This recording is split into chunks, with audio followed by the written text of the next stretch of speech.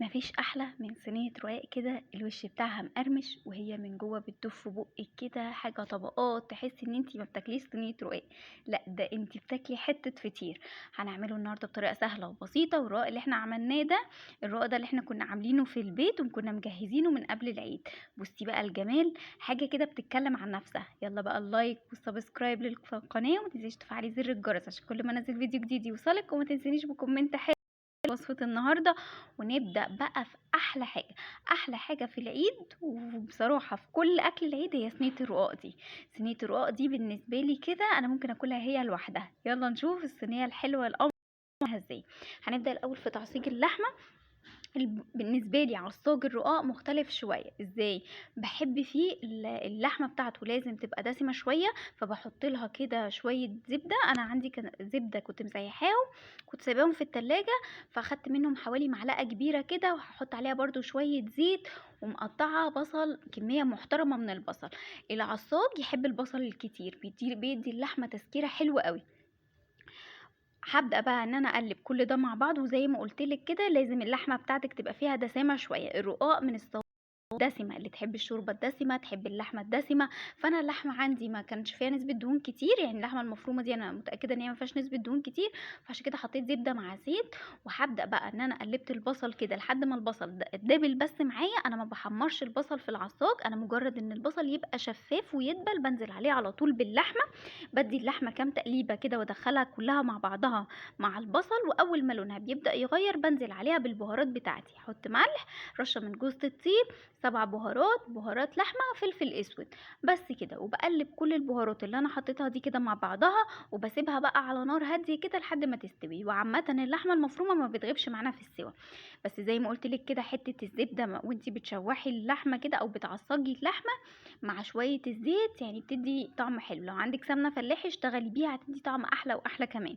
اللحمه بتاعتنا كل ما الدهون بتاعتها هتبقى عاليه شويه، تديكي طعم ونكهه حشو الرقاق بتاعنا. معلش انا اسفه. اللحمه بتاعتي لحد ما خلاص تمام وقتها على النار وتعالوا بقى الطبق بتاعنا اللي احنا عايزينه في قبل العيد. ده بقى حافظت عليه، حطيته في كيسه كده على جنب. بصوا فاضل زي ما هو، زي ما انتوا هناك اهو. هجيب بقى الصينيه اللي انا هجهز فيها الرز هنا بالماده الدهنيه الحلوه قوي، يعني لازم يعني شربيها ماده دهنيه حلوه قوي. خلينا زي ما قلنا الرقاق من الحاجات الدسمه، الماده الدهنيه بتاعتها تبقى حلوه بكفايه، يعني تبقي مكفياها ماده دهنيه دسمه. دهنت هنا زبده، انا عندي زبده هشتغل بيها، ومعايا شوربه لحمه ضاني دسمه برضو.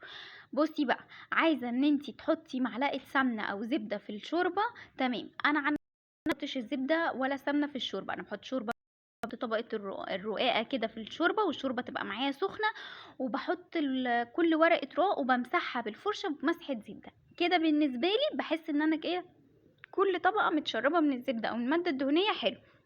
باحط طبعًا باكسّر الورق عشان ما تبقاش فيه حتت تخينة من النُص والحروف تبقى فاضية، أو الحروف تبقى تخينة والقلب يبقى فاضي، فباكسّر الورقة وباساوي كده. أنا باحط 4 ورقات تحت و4 ورقات فوق. بُصّي بقى اللي هتضبط لِك الدنيا القشطة. أنا هنا كان عندي قشطة وش اللبن.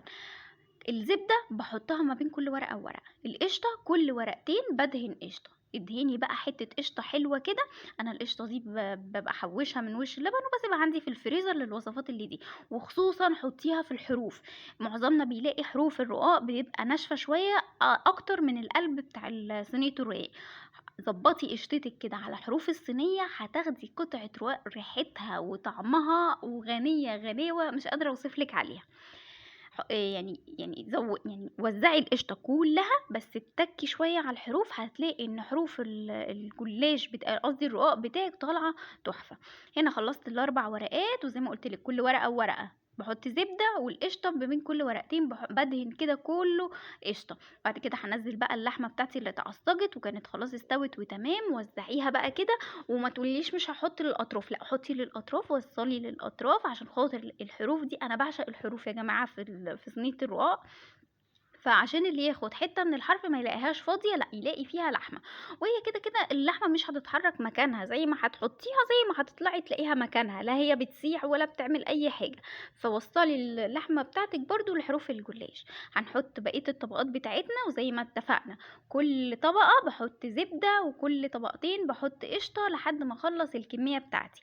أول ما باحس إن أنا خلاص قرّبت أخلّص، بابدأ إن أنا أشغّل الفرن على درجة حرارة 180، وباشغّل الشواية كمان عشان الفرن يسخن. أنا عايزة أدخّل الصينية دي والفرن بتاعي سُخن، فلازم وإحنا شغّالين كده قبل ما تخلّصي تكوني تولّعي الفرن على الصينية بتاعتِك عشان يسخن. هنا كنت خلّصت وحطيت برضه على الوش قشطة، وحطيت زبدة بالفرشة كده مسحة زبدة، وبالمعلقة حطيت قشطة. حتة القشطة دي عشان القشطة بتاعتي ما كنتش مطلّعاها من بدري أوي، فكانت لسه في حتت مجمدة بيها، هي هتسيح وهتبقى زي الفل أول ما هتدخل الفرن. الرقاق بتاعنا لازم يتقطّع قبل ما يدخل الفرن، تنسي الحكاية دي عشان كتير أوي بانساها، لازم تقطّعيه قبل ما عشان لو اتقطّع بعد ما يستوي بتاعه مش سهل، كده بيطلع جاهز على طول.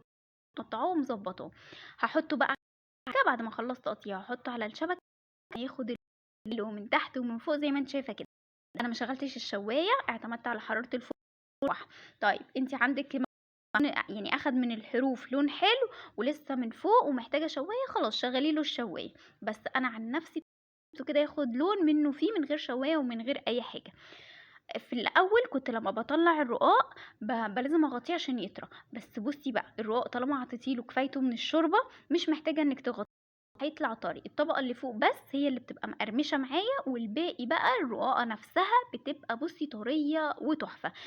أخد كفايته من الشوربة. في ناس كمان بعد ما بترصه في الصينية بتدّي له معلقتين شوربة، لأ طالما أنتِ الورقة غطستيها في شوربة سخنة وشربتيها حلو، مش محتاجة إن أنتِ تزودي لها تاني معلقتين 3 شوربة بعد ما ترصي في الصينية. امشي كده بالخطوات دي هتطلع معاكِ أحلى صينية رقاق أنتِ عملتيها. بُصّي عامل إزاي، واللحمة المفرومة في النُص ظاهرة وباينة حاجة كده محترمة، حتى الحروف كمان فيها كمية لحمة محترمة. أتمنى بقى إن فيديو النهارده يكون عجبكم، ولو تابعتِ المقطع معايا للآخر ما تنسينيش باللايك والسبسكرايب، وهاستنى تفاعلِك على الفيديو ورأيِك حتى لو ويا سلام بقى لو قلتوا لي بتتابعوني منين، اللي بيتفرج عليَّ واللي بيشوفني هاستناكم تقولوا لي بتتابعوني منين، وكل سنة وأنتم طيبين.